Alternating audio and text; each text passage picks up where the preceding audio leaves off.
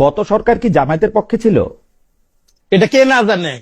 গত সরকারের বড় অংশ হ্যাঁ। সরকার পুরাটা জামাতের ছিল, এটা বললে মিথ্যা বলা হবে। হ্যাঁ। কিন্তু সরকারের ক্ষমতার ভর কেন্দ্র হ্যাঁ। জামাত দ্বারা নিয়ন্ত্রিত। সরকারের Okay. ভিতরে একাধিক সরকার ছিল। হ্যাঁ। ডিপ স্টেটের কথা তো তারাই বারবার বলছে, এটা আমার বলতে হবে কেন? আচ্ছা, আমি এটা একটু আপনারা বলি, নিজেরাই তো কে না শুনেছেন। জানে যখন বললেন, তাহলে আমি কি জানি? আমি একটা বলি, আমি জানি যে ওই সরকারের নিরাপত্তা উপদেষ্টা বর্তমানে পররাষ্ট্রমন্ত্রী, আমি জানি যে ওই সরকারের অ্যাটর্নি জেনারেল বর্তমানে আইনমন্ত্রী, আমি জানি যে ওই সরকারের বিডার চেয়ারম্যান বর্তমান চেয়ারম্যান, আমি জানি যে ওই সরকারের প্রেসিডেন্ট বর্তমান সরকারের প্রেসিডেন্ট, আমি জানি যে ওই সরকারে যারা যারা যেসব গুরুত্বপূর্ণ সচিবের পদে ছিলেন তারা এখনো এই সরকারের সচিবের পদে আছেন। আমি তাহলে কি জানলাম? তাহলে আমাকে একটু বলবেন সেটা কত পার্সেন্ট? সেটা 20% এর বেশি। প্রেসিডেন্ট, পররাষ্ট্রমন্ত্রী, আইনমন্ত্রী বাদ দিলে তো পার্সেন্টেজ না। ধরেন আমার শরীরটা 68 কেজি, মাথাটা 2 কেজি, কিন্তু মাথার তো একটা আলাদা জামাতের অর্গানাইজেশনাল ক্যাপাসিটি তো চিন্তা করতে হবে ইন কম্পেয়ার টু বিএনপি।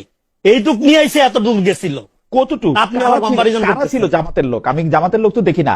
আমি তো জামাতের লোক আমি আমার কাছে জীবনে এরকম কোন উদাহরণ নাই ডক্টর মোহাম্মদ ইউনূস 1.5 ঘন্টা দাঁড়ায় থেকে এই সরকারের প্রধানমন্ত্রীর লগে দেখা করে গেছে ঈদের দিন।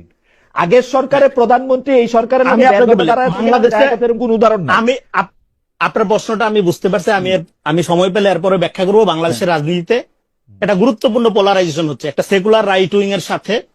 গত সরকার কি জামায়াতের পক্ষে ছিল?